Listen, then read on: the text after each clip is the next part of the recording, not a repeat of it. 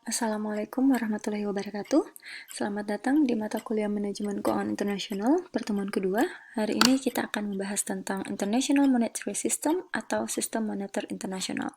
Nah, sebelum masuk ke materi ini, saya akan menjelaskan sedikit tentang exchange rate atau nilai tukar.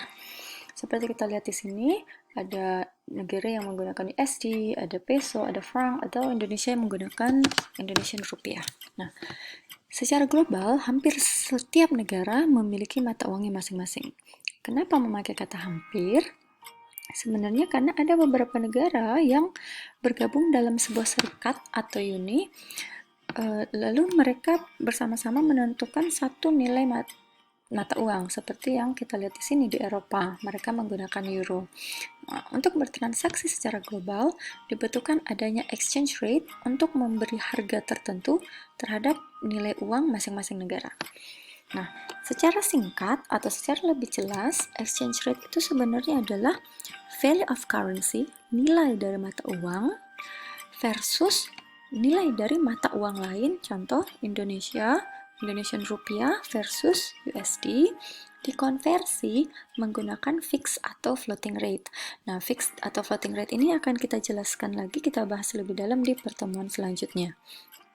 Nah, karena untuk menyeimbangkan atau mengkonversi mata uang tersebut adalah yang namanya International Monetary System. Nah, di dalam buku atau literatur, IMS atau International Monetary System itu disebut juga dengan sistem yang menghubungkan mata uang setiap negara untuk menjaga stabilitas kurs antar negara. Nah, tadi kalian baru saja mendiskusikan tentang studi kasus yang terjadi di Venezuela, di mana terjadi hyperinflasi karena tidak adanya stabilitas kurs. Nah, tidak adanya stabilitas kurs tersebut tidak serta-merta harus menerapkan IMS, karena IMS itu berlaku secara global, jadi perdagangan internasional. Nah, sebelum terjadi perdagangan internasional itu, sebuah negara atau contohnya Venezuela harus menstabilkan dulu kurs negaranya sendiri, perekonomiannya sendiri sebelum masuk ke sebelum masuk ke perdagangan internasional kembali. Nah, di saat yang bersamaan, IMS juga disebut sebagai sistem yang mempromosikan perdagangan internasional dan memastikan keseimbangan pembayaran. Jadi, keseimbangan pembayaran antara negara yang memiliki kurs rendah dan negara yang memiliki kurs tinggi, mereka dengan menggunakan IMS ditemukan di satu titik di mana kedua negara dapat mendapatkan keuntungan dari transaksi tersebut. Ada juga pengertian yang menggambarkan bahwa IMS itu sebenarnya adalah kerangka kerja institusional saat pembayaran internasional dilakukan.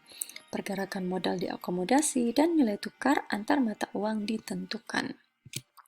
Kalau kita lihat karakteristik IMS, itu ada beberapa, ada 3 supaya efektif. Pertama, IMS itu menentukan exchange rate. Jadi mempersiapkan sistem kurs antar mata uang masing-masing negara, sehingga seperti tadi yang dikatakan, terjadi yang namanya keseimbangan antara negara satu dan negara lainnya dalam melakukan perdagangan internasional.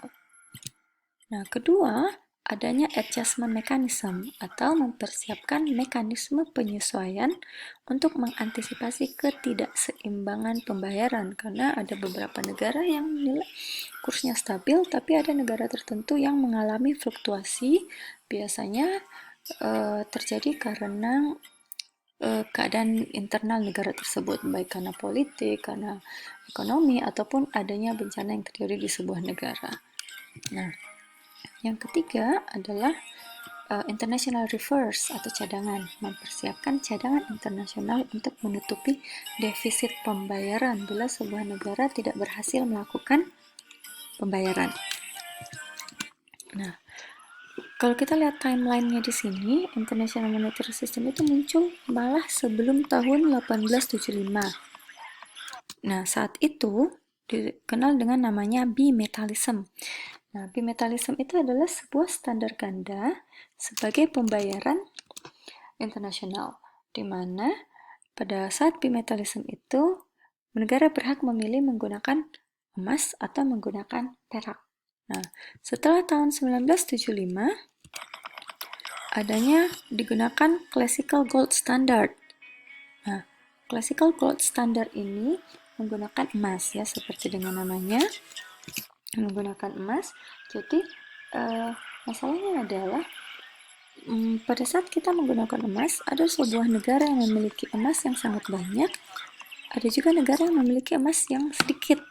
Nah, bila emasnya sedikit berarti pertumbuhannya terlambat dong, karena mereka menggunakan emas dalam membeli atau membeli barang dan jasa, terutama di perdagangan internasional.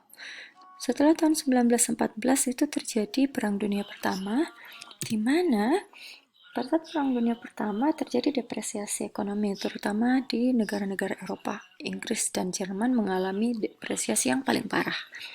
Pada periode ini, tidak ada yang namanya International Monetary System, karena mereka semua sedang memulihkan diri dari pasca perang.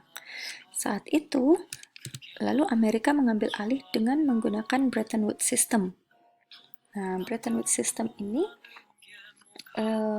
pertama kali didirikan IMF atau International Monetary Fund untuk mengatur kebijakan-kebijakan internasional.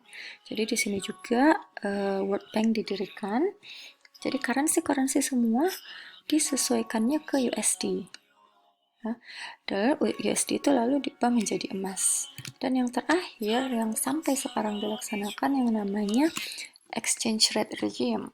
Jadi emas ditinggalkan sebagai cadangan aset internasional, jadi lebih fokus ke ekonomi makro.